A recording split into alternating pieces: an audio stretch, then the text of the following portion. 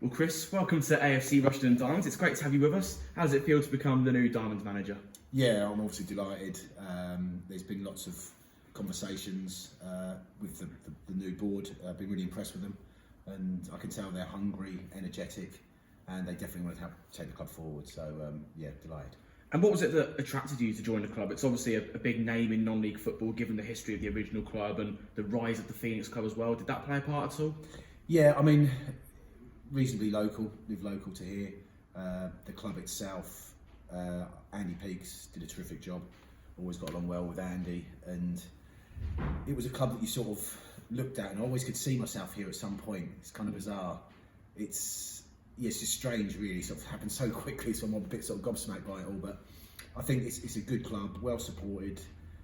There's probably a bit of a reset button maybe being hit at the moment, which is not a bad thing. And yeah, just eager to get on with the job. You spent 14 years, I think it was, at Biggleswade Town. You achieved some great things along the way. You brought them up to step 3, kept them at the level for a number of years, and made them very competitive at the level as well. So, what do you think the key to your success was over there? Was always having a good team spirit, making sure that we got along with the fans. It's really important that the players and the fans interlock, and that was probably our biggest strength. We worked hard. We got players in there that would run through brick walls for each other. And that's what I'll be looking to do here. And you've also had success in cup competitions. You've won the Bedfordshire Senior Cup. You've also taken Biggleswade to the first round proper of the FA Cup.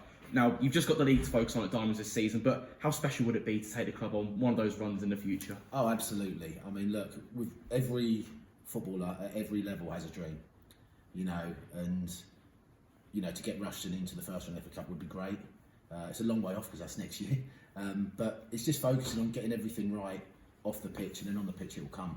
And I feel confident that there'll be some boys I'll be hoping to bring in with what's already here. I'm hoping that we can get a team that's going to be competitive, and hopefully, next year, third round of the FA Cup. Why not? Why not, indeed? I mean, you spent the first half of the season at Kempston, who of course needed a penalty shootout to survive at step 4 last year. So you've since managed to build a side who are comfortably mid-table, sort of pushing towards those playoffs. Just how much did you enjoy your time over there? I loved it. Really enjoyed it. The committee there, Andy, got total respect for them. Really good club, really good set of people there.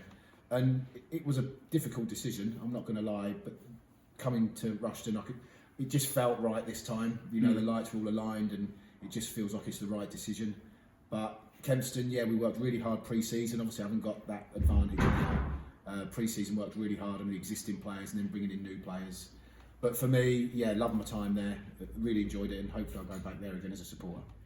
You're obviously taking charge of a Rushden side who are struggling this season, bottom of the table, having scored the fewest goals and conceded the most. What do you think needs to happen to change those things and to give us a chance of staying in this league?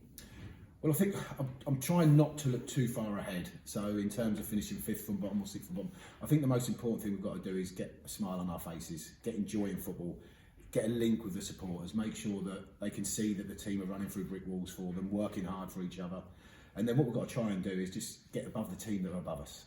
So if we're bottom at the moment, let's try and get to 2nd from bottom. Let's work on the challenge after that, 3rd from bottom and 4th from, see where it takes us. But at the moment, I just feel that there's not many smiles around the club, and I want to try and bring some smiles to the supporters and to the players.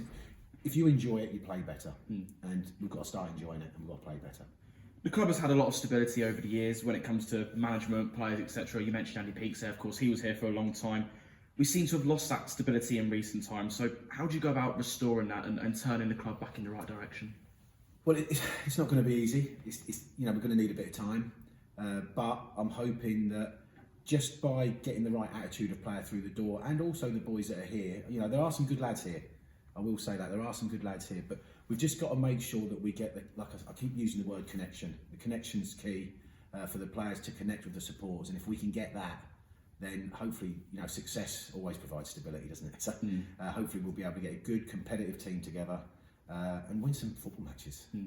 You're inheriting a squad that's obviously struggling for form and confidence at the moment. Do you expect to bring in some reinforcements over the coming weeks, or is it more of a case of assessing the squad and seeing what you've got to work with? Both. I think if you're bottom of the league, I think you've got to try and bring in some players. We're not blessed with loads of money, so we've got to stick to a budget, which is really important. As I would say, the most important thing about Rushden Diamonds is not next year whether they're playing at step 3 or step 4, but the fact they're actually on a pitch playing. So we need to make sure that everything's done within budget, which I've always had to do that, and it's something I'm quite happy to do. But I sound like a scratch record. Just got to connect, haven't we? We've just got to get the whole thing's just got to be connected. We've got to make sure that we're dying for each other. We work hard. We get the board gets a connection with the fans and the players, and we just become like a really big sort of united group. And that's what we need to. We've got everyone's backs, and just got to work hard. Your first game takes us to Bedford on Boxing Day, and then it's St Ives here at Hayden Road. How are you assessing the weeks ahead? Do you have any particular targets, or are you solely focusing on one game at a time? Yeah, it's one game at a time. I think Bedford. I mean, tonight, obviously, to happen so quickly today, getting the job. I've spoken to Matt. He and I were training tomorrow, so we'll meet up before that and have a chat where we are. Back in again on Thursday, and then it's Bedford. I can't look beyond Bedford.